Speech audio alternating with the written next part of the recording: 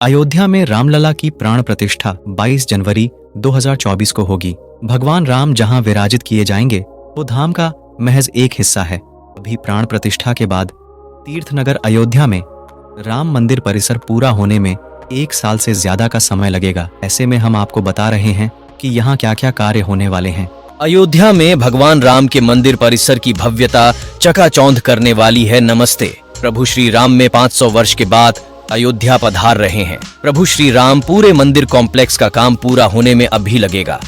1 वर्ष का समय श्रद्धालुओं को मंदिर में होगा।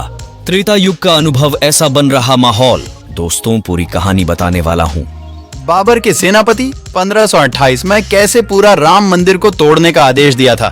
थोड़ा वीडियो लंबा होगा मगर पूरी कहानी बताने वाला। राम मंदिर के प्रसाद में बनेगा 7000 किलो हलवा।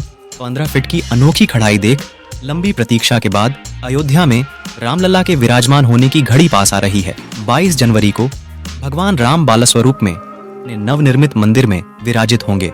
लेकिन 2.7 एकड़ में विकसित किया जा रहा 3 मंजिला मंदिर राम के धाम का महज एक हिस्सा भर है। पूरा धाम, जिसे मंदिर परिसर या कॉम्प्लेक्स का नाम दिया गया है, इसे पूरा होने में 1 साल से अधिक का समय लगेगा। 70 एकड़ के इस कॉम्प्लेक्स को अध्यात्म, इतिहास और सुविधाओं के संगम के रूप में विकसित किया जा रहा है, जिससे यहाँ आने पर श्रद्धालुओं को त्रेता युगीन परंपराओं और भव्यता का अनुभव हो सके। प्रधानमंत्री 22 जनवरी को जिस गर्भगृह में प्राण प्रतिष्ठा करेंगे वह ग्राउंड फ्लोर पर है। प्राण प्रतिष्ठा तक ग्राउंड फ्लोर के ही कार्य को अंतिम रूप दिया जा सकेगा, जिस पर 160 खंभे या स्तंभ बने हैं। प्रवेश का मुख्य द्वार, जिसे सिंहद्वार कहा गया है, उसका काम भी लगभग पूरा हो चुका होगा। यहाँ अलग अलग प्रतिमाओं के स्थापित होने का कार्य चल रहा है। सिंहद्वार के ही समीप बनने वाले प्लाजा पर दीप स्तंभ भी बनाए जाएंगे। फर्स्ट फ्लोर, जिस पर राम दरबार स्थापित होना है, उसका काम भी अंतिम चरण में है।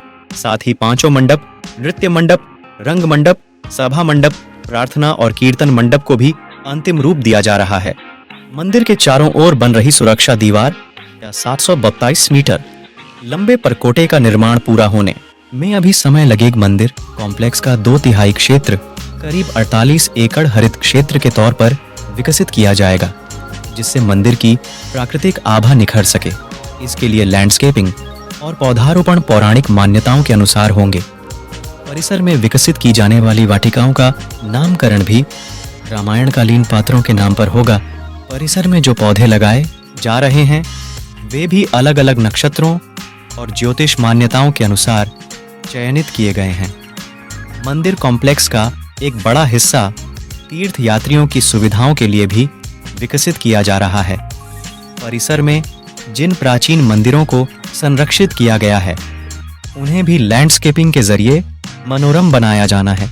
इसमें प्राचीन शिव मंदिर से लेकर शेषावतार मंदिर तक शामिल है। गर्भगृह में केवल रामलला, राम दरबार में सीता संग अयोध्या राम की जन्मस्थली है, इसलिए वहां उनकी पूजा उनके बाल रूप में ही होती है। गर्भगृह में भगवान राम की प्रतिमा उनके बाल स्वरूप रामलला के रूप में ही स्थापित की जाएगी, इसलिए गर्भगृह में वह 5 वर्ष की आयु के बालक के रूप में अकेले ही स्थापित किए जाएंगे। फर्स्ट फ्लोर पर गर्भगृह में राम दरबार बनेगा। यहाँ भगवान राम, माता सीता और भाई लक्ष्मण के साथ विराजेंगे। उनके चरणों में भगवान शंकर का अवतार माने जाने वाले भक्त हनुमान भी सुशोभित होंगे। भारतीय सनातन परंपरा में राम सामूहिकता और समरसता के भी आदर्श हैं, इसलिए उनके मंदिर में भी इस भावना का प्रतिबिंब दिखेगा। मंदिर के चारों ओर परकोटे पर 6 मंदिर बन रहे हैं। साथ ही आर्षि मंदिर में महर्षि वाल्मीकि, वशिष्ठ, विश्वामित्र, अर्षि पत्नी अहिल्या के साथ निषादराज और माता शबरी के मंदिर स्थापित होंगे। मंदिर कॉम्प्लेक्स में राम की परंपरा से जुड़े दूसरे सहयोगियों की धरोहरों को भी संरक्षित और विकसित किया जा रहा है। माना जाता है कि जब प्राचीन काल में यहाँ मंदिर था तो उसकी स्थापना के साथ चारों ओर भगवान राम के अभियान में सहयोग देने वाले पात्रों से जुड़े स्थान भी स्थापित किए गए थे। इसे सुरक्षा घेरे के तौर पर देखा जाता था। इसको विकसित करते समय भी इस भावना का ध्यान रखा गया है। किष्किंधा के राजकुमार अंगद के नाम पर स्थापित अंगद टीला और समुद्र पर पुल बनाकर लंका की राह सुगम बनाने वाले नल के नाम पर बना टीला भी योजना का हिस्सा है। समृद्धि और धन के देवता कुबेर के टीले को भी संरक्षित किया जा चुका है, पर गिद्धराज जटायु की प्रतिमा स्थापित की जा चुकी है। उत्तर में स्थित सीताकूप को भी संरक्षित किया गया है। मान्यता है कि इसमें सभी तीर्थों का जल समाहित है। यहाँ यज्ञशाला का निर्माण हो रहा है। यज्ञ आहुति सहित अन्य धार्मिक अनुष्ठान संपादित किए जाएंगे। इसे अनुष्ठान मंडप का रूप दिया गया है। यहाँ श्रद्धालु विभिन्न संस्कार और कार्यक्रम आयोजित कर सकेंगे। भगवान राम सहित चारों भाइयों को गुरु वशिष्ठ ने शास्त्रों की शिक्षा दी थी, इसलिए उनके नाम पर पीठिका भी स्थापित की जाएगी। मंदिर कॉम्प्लेक्स में टीले को योग अध्यात्म और प्रार्थना के केंद्र के रूप में विकसित किया जा रहा है। यहाँ पर प्रार्थना के केंद्र के रूप में विकसित किया जा रहा है। यहाँ पर श्रद्धालु प्रार्थना और ध्यान कर सकेंगे। इसका नाम भगवान राम के भाई भरत के नाम पर भरत प्रसाद मंडप रखा गया है। यहाँ पर प्रसाद भोग आदि तैयार होंगे जो पूजन अर्चन में उपयोग होंगे। 70 एकड़ में बन रहा है। मंदिर कॉम्प्लेक्स 3 एकड़ में बन रहा। 3 मंजिला मंदिर, 13 और मंदिर बनेंगे। मुख्य मंदिर के अलावा 3 पुराने टीलों, 2 मंदिरों का हो रहा संरक्षण, 12 द्वार बने हैं। रामलला के मुख्य मंदिर में देश दुनिया, राजनीति, खेल, मनोरंजन, धर्म, लाइफस्टाइल से बहुत सारी खबरें देने वाले हैं। ये वीडियो के आखिरी तक बने रहे पूरा। अयोध्या में राम मंदिर का निर्माण पूरी गति से चल रहा है। मंदिर 3 चरणों में बनाया जा रहा है। तीनों चरणों के निर्माण की डेडलाइन तय है। योजना के अनुसार काम चल रहा है। प्रथम चरण के तहत निर्माण कार्य को पूरा करा लिया गया है। ऐसे में हम आपके लिए लाए हैं राम मंदिर निर्माण से जुड़ी कहानी, अयोध्या की जुबानी पूरी कहानी, अयोध्या नगरी की जुबान से। मैं अवधपुरी हूँ, कौशलपुर की राजधानी, वह अयोध्या नगरी जिसे न कभी जीता जा सका और न कभी जीता जा सकता है, जिसके साथ युद्ध करना असंभव है। रघु, दिलीप, दशरथ और राम जैसे रघुवंशी राजाओं के पराक्रम और शक्ति के कारण उनकी राजधानी को अपराजय माना जाता था। इसलिए नगरी का अयोध्या नाम सर्वदा सार्थक रहेगा। सतयुग के सतकाल को मैंने देखा राज हरिश्चंद्र का सुख पाया। त्रेता युग के वैभव को मैंने जिया। मैंने राजा दशरथ के शासन को देखा कि काल की विरासत मेरी धमनियों में आज भी बहती है। राजा दशरथ के 4 लालों ने मेरी धरती पर पैर रखा। गलियों में घूमे उनका बचपन, जवानी और उनकी कहानी मेरी रगों में रची बसी है। उस राम के वैभव को समेटे मैंने द्वापर और कलयुग का आगमन देखा। भाइयों को आपस में कटते देखा, भ्रष्टाचार को बढ़ते देखा, मुस्लिम शासकों के आक्रमण को झेला, मुगलों के तांडव का साक्षात्कार किया। मेरी धरती पर बने मेरे भगवान के मंदिर को भी टूटते मैंने देखा। उस मंदिर के लिए मेरी धरती पर अपने पुत्रों के खून बहते भी देखा। मेरी आंखों के कोर भी गीले हुए। अपने प्रभु की मंदिर का निर्माण होते भी देख रहा हूँ। मैं अयोध्या हूँ और मैं अपनी कहानी आपको खुद सुनाने वाला हूँ। कहानी की शुरुआत वर्तमान से करता हूँ। आज मेरी गलियां चमक रही हैं। मेरी धरती नई हाईवे बन रही है। मेरा वैभव फिर लौट रहा है। मेरे यहाँ का रेलवे स्टेशन भी प्रभु श्री राम के रंग में रंगा है, तो एयरपोर्ट भी भगवान की आभा झलकती है। आज मेरी भव्यता को देखकर सब हर्षित हो रहे हैं। लेकिन क्या यह सब इतना आसान था? बिल्कुल नहीं। 500 साल की लंबी लड़ाई मैंने देखी है।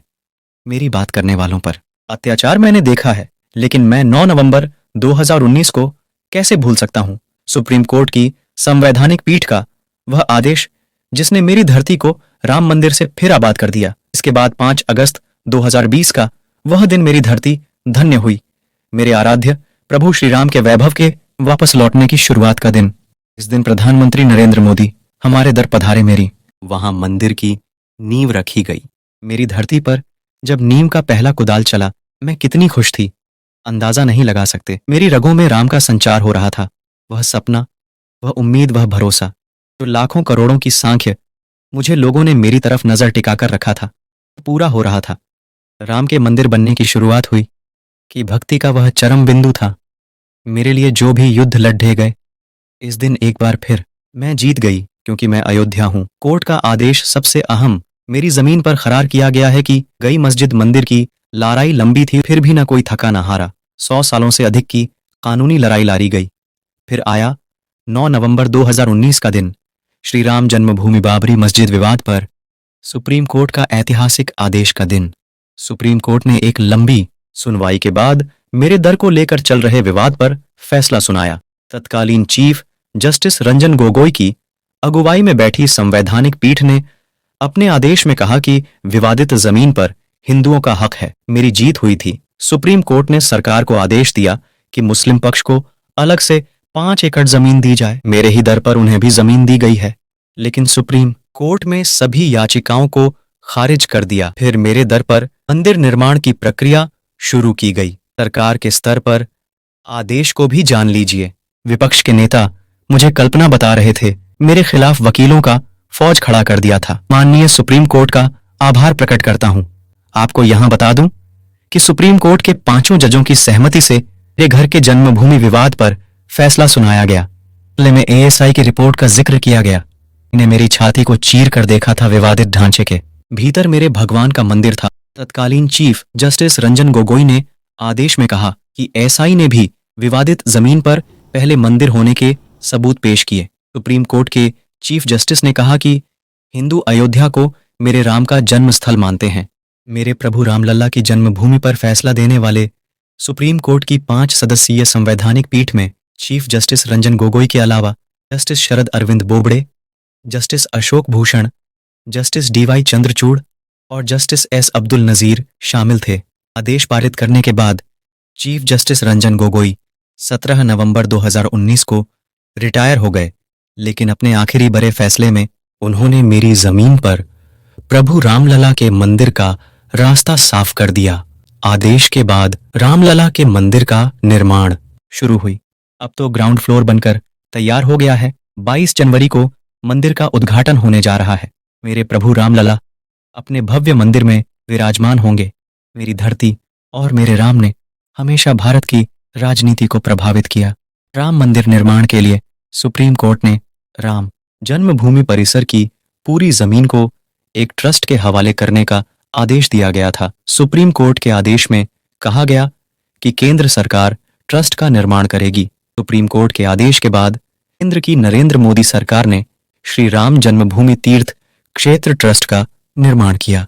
ट्रस्ट के अध्यक्ष महंत नृत्य गोपाल दास बनाए गए। विश्व हिंदू परिषद से चंपत राय को महासचिव बनाए गए। ट्रस्ट में 15 सदस्य हैं। ट्रस्ट ने राम मंदिर निर्माण के लिए प्रधानमंत्री के पूर्व प्रधान सचिव नृपेंद्र मिश्र की अध्यक्षता में राम मंदिर निर्माण कमेटी का गठन किया। मेरी धरती पर राम मंदिर निर्माण कमेटी ने तय समय सीमा में मंदिर निर्माण की प्रक्रिया को पूरा कराने में मदद की है। 22 जनवरी 2024 को मंदिर निर्माण के प्रथम चरण का कार्य पूरा होने के बाद मेरे प्रभु रामलला को अपने भव्य मंदिर में विराजमान किया जाएगा। मेरे दर पर रामलला के नए मंदिर प्राण प्रतिष्ठा की तैयारियां जोरदार तरीके से चल रही हैं। प्रधानमंत्री नरेंद्र मोदी एक बार फिर मेरी धरती पर आएंगे।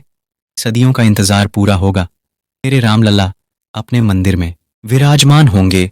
वह दिन कितना सुहावन होगा। यहाँ तक के मंदिर बनने की कहानी अब यहाँ से जाने। मंदिर का इतिहास आज से लगभग 500 साल पहले चलते 1528 में बाबर के आदेश के अनुसार। दोस्तों, वीडियो थोड़ी लंबी जरूर होगी, कहानी पूरी जरूर सुने। वर्ष 1528 मुगल बादशाह बाबर के सिपहसालार मीर बाकी ने विवादित जगह पर एक मस्जिद का निर्माण कराया। इसे लेकर हिंदू समुदाय ने दावा किया कि यह जगह भगवान राम की जन्मभूमि है और यहाँ एक प्राचीन मंदिर था। हिंदू पक्ष के मुताबिक मुख्य गुंबद के नीचे ही भगवान राम का जन्म स्थान था। बाबरी मस्जिद में 3 गुंबदें थीं। वर्ष 1873-1939 तक 1873 में इस जगह के आसपास पहली बार दंगे हुए। 1839 में अंग्रेजी प्रशासन ने विवादित जगह के आसपास बाड़ लगा दी। मुसलमानों को ढांचे के अंदर और हिंदुओं को बाहर चबूतरे पर पूजा करने की इजाजत दी गई। वर्ष 1939 असली विवाद शुरू हुआ। 23 दिसंबर 1939 को जब भगवान राम की मूर्तियां मस्जिद में पाई गईं, हिंदुओं का कहना था कि भगवान राम प्रकट हुए हैं, जबकि मुसलमानों ने आरोप लगाया कि किसी ने रात में चुपचाप मूर्तियां वहां रख दी। यूपी सरकार ने मूर्तियां हटाने का आदेश दिया। जिला मजिस्ट्रेट डीएम के नायर ने दंगों और हिंदुओं की भावनाओं के भड़काने के डर से इस आदेश को पूरा करने में असमर्थता जताई। सरकार ने इसे विवादित ढांचा मानकर ताला लगवा दिया। वर्ष 1950 फैजाबाद सिविल कोर्ट में 2 अर्जी दाखिल की गई। इसमें एक में रामलला की पूजा की इजाजत और दूसरे में विवादित ढांचे में भगवान राम की मूर्ति रखे रहने की इजाजत मांगी गई। 1969 में निर्मोही अखाड़ा ने तीसरी अर्जी दाखिल की। वर्ष 1964 यूपी सुन्नी वक्फ बोर्ड ने अर्जी दाखिल कर विवादित जगह के पोजीशन और मूर्तियां हटाने की मांग की। वर्ष 1944 विवादित ढांचे की जगह मंदिर बनाने के लिए 1986 में विश्व हिंदू परिषद ने एक कमेटी गठित की। वर्ष 1986 यूसी पांडे की याचिका पर फैजाबाद के जिला जज के पांडे ने 1 फरवरी 1986 को हिंदुओं को पूजा करने की इजाजत देते हुए ढांचे पर से ताला हटाने का आदेश दिया। 6 दिसंबर 1992 वीएचपी और शिवसेना समेत दूसरे हिंदू संगठनों के लाखों कार्यकर्ताओं ने विवादित ढांचे को गिरा दिया। देश भर में सांप्रदायिक दंगे शुरू हो गए, जिनमें 2000 से ज्यादा लोग मारे गए। साल 2002 हिंदू कार्यकर्ताओं को लेकर जा रही ट्रेन में गोधरा में आग लगा दी गई। 60 लोगों की मौत हो गई। इसकी वजह से गुजरात में हुए दंगे में 2000 से ज्यादा लोग मारे गए। साल 2010 इलाहाबाद हाईकोर्ट ने अपने फैसले में विवादित स्थल को सुन्नी वक्फ बोर्ड, रामलला विराजमान और निर्मोही अखाड़ा के बीच 3 बराबर हिस्सों में बांटने का आदेश दिया। साल 2011 सुप्रीम कोर्ट ने अयोध्या विवाद पर इलाहाबाद हाई कोर्ट के फैसले पर रोक लगाई। साल 2017 सुप्रीम कोर्ट ने अयोध्या मामले की रोजाना सुनवाई शुरू हुई। 16 अक्टूबर 2019 अयोध्या मामले की सुनवाई पूरी। सुप्रीम कोर्ट ने फैसला सुरक्षित रखा। नवंबर 2019 सुप्रीम कोर्ट के 5 जजों की बेंच ने राम मंदिर के पक्ष में फैसला सुनाया। अलग से 5 एकड़ जमीन मुहैया कराने का आदेश।